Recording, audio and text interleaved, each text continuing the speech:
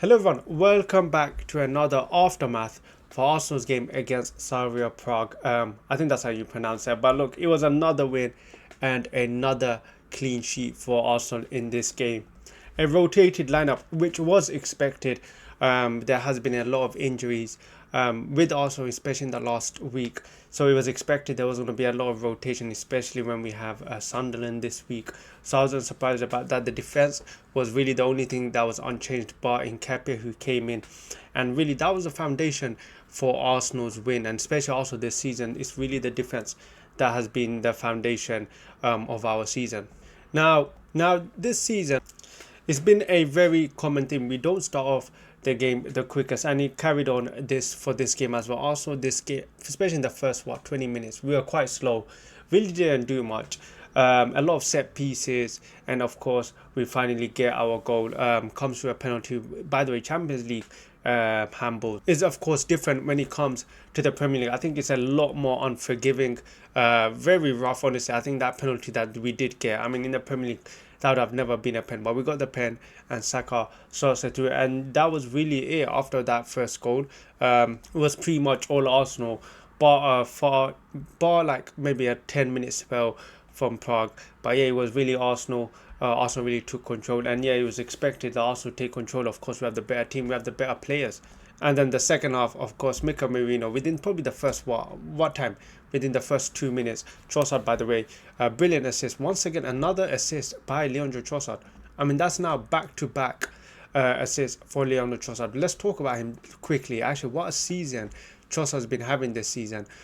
He comes in, firstly, there was a lot of expectations whether he was going to be a start 11 coming into the season. Of course, you got the likes of Eze now on the left wing, and really it would beg the question: where was Leandro Trossard going to? What was his role this season? But I think Trossard has been one of the most surprising players this season. He's constantly fit, which is a big thing right now for us. And every time he does perform, even if he doesn't perform well, he will either get you a goal or an assist. Last game he got you an assist, and this game as well he got another good assist as well. Once again with his left foot, his weak foot is so underrated. I don't know why he doesn't use it more often. Sometimes I feel like he overthinks about what a season Leandro Trossard has been having this season. Now it looks like that pay increase that Arsenal have given to Trossard definitely is justified, because once again, what a season for only £20 million, and this guy is still with us after I think 4 seasons now. He's still with us and still playing first 11 football with us. So yeah, he was a brilliant signing. Of course, Saka and Merino gets the 2 goals. Both, by the way, Saka and Merino, I think he was good. I think there were some moments where he did go quiet, but at the end, look, Saka and Merino is not a striker, okay? So I'm not expecting him to play as a striker, but I think he did well. He got the 2 goals. He took the goals really well, especially that finish for that first one. I know it looks so simple, but you look at the speed of it, easily that can just go out wide. But yeah, Saka and Merino, the finishes this guy has in his locker, you'd think this guy's been playing as a striker for his whole career.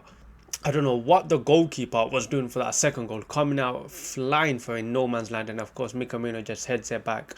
And yeah, I mean, Saka and Merino is going to have to carry on this form just for one more game, because we just need to get dragged on.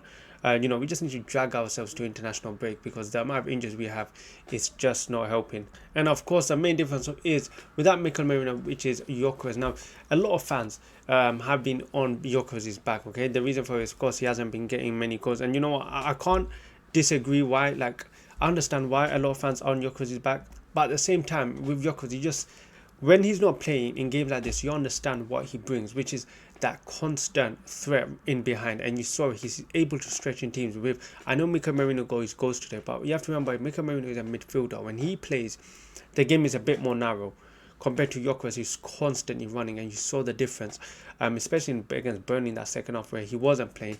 You saw how narrow we were, and that's why we need him back soon as possible, because he was hitting form right then.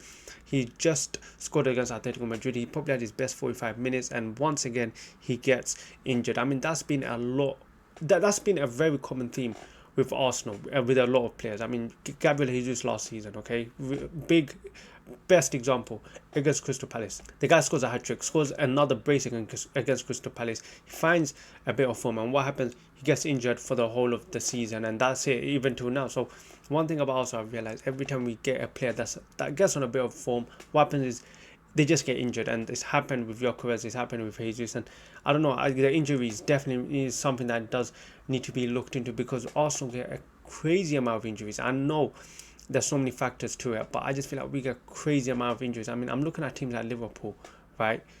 And for some reason, they have a very good injury record. Yes, they have had like maybe Isaac out right now, Frimpong and Alisson, really three big players. You look at Arsenal's injury record. Let's look at this. This is a crazy. I mean, all of these players. That's a starting 11. That's another starting 11 potential player. Another player that can start. Another player that can start. Another player on his day he can start. Another player that 100% start. These are 1, 2, 3, 4, 5, 6, 7, 8 players.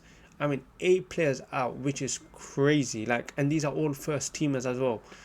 I don't know. Our Arsenal's injury record is just crazy. I don't know. It feels like no matter how many players we buy, we still seem to get injured. I mean, we are literally on our bare bones when it comes to our attacking depth right now. We just need these players to return. In terms of the positives, look, we have to talk about him. Declan Rice today. I think Declan Rice was brilliant. I mean, considering this guy was basically on the. If we got one more yellow card, he would have been sent off. I mean, sorry, he would have missed the Bayern game. But what a game, what a performance he had.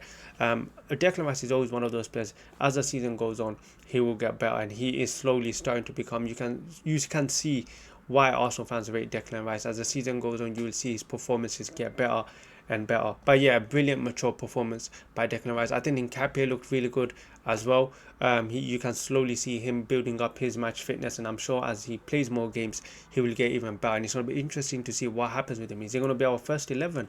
Potentially, it could be, because he does look like Arteta clearly does favour him.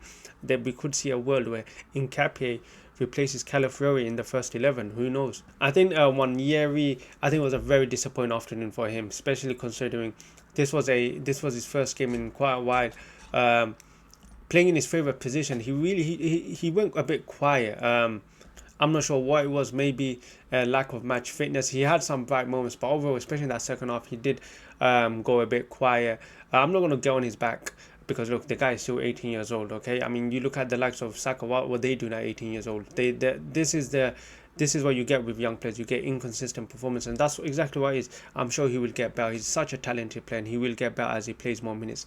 Maybe it's just simply a lack of match sharpness. I'm sure if he plays more games, because you compare it to Brighton, he looked very good. But yeah, it was a very disappointing afternoon for Wannieri. Another player who I didn't think performed the best, I think, was Saka. Actually, I know he got the goal, but I think Saka didn't have another good game. I think there were many instances in that game where I remember he was getting the ball and he was trying to go past a few players. He was trying to beat his man, but the defenders, I don't even know who they were. Zima, was that his name? He was just getting double teamed on, and yeah, they just simply just pushed him off the ball. I know some of them were fouls, but I think Saka, I don't know if is he carrying an injury. Does he need a rest? Probably needs a bit of rest for me personally. I think he's been playing a lot of games. You have to remember, Arsenal have been playing every three days, and these are high intensity games. So I think maybe with Saka, he just needs a bit of rest. But the thing is, we can't even afford to rest him because we have no backup. Who's going to play ahead of Saka? What, Max Dowman, who's 18 years old? What do you really do? That's what I'm saying.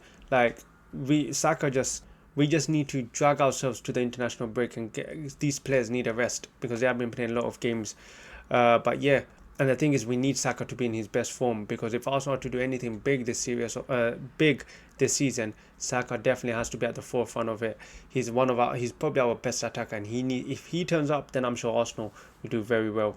My only other concern at this game was, come the 80th minute or the 75th minute, I was thinking to myself, why is Declan Rice still on the pitch when it was?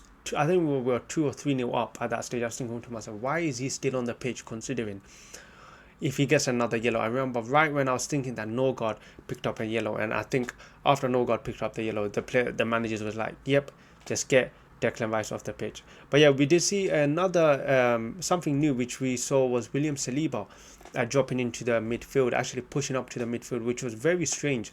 We saw Timber actually dropping deep, cover Saliba, was Saliba pushed up, similar to what John Stones did for Manchester City. Whether it's a one-off or it's just or it's something we're going to see in the future, I guess we're going to have to wait and see.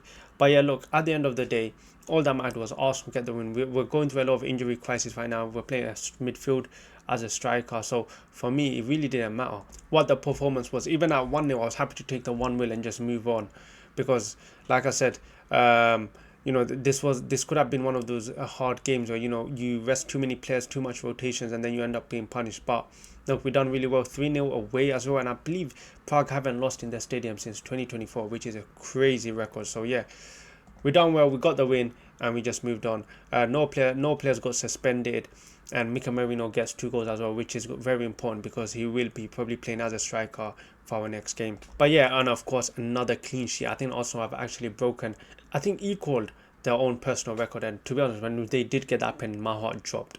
I was so upset. Even though we won, them scoring felt like us losing. That's what's happened with us. So literally, when they got that pen, I was thinking to myself, oh my god. Normally the last season I would have not cared, but for some reason I'm so invested, and I think a lot of fans are so invested in this clean sheet record.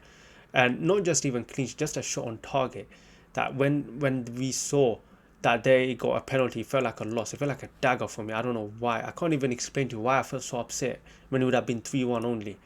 Wow. But yeah, look, we got the win, and that's all that matters. But yeah, let me know in the comments who your man of the match was. How did you feel when you thought that we gave away a penalty? If you enjoyed the video, hit that like button, subscribe, and I'll catch you guys in the next one.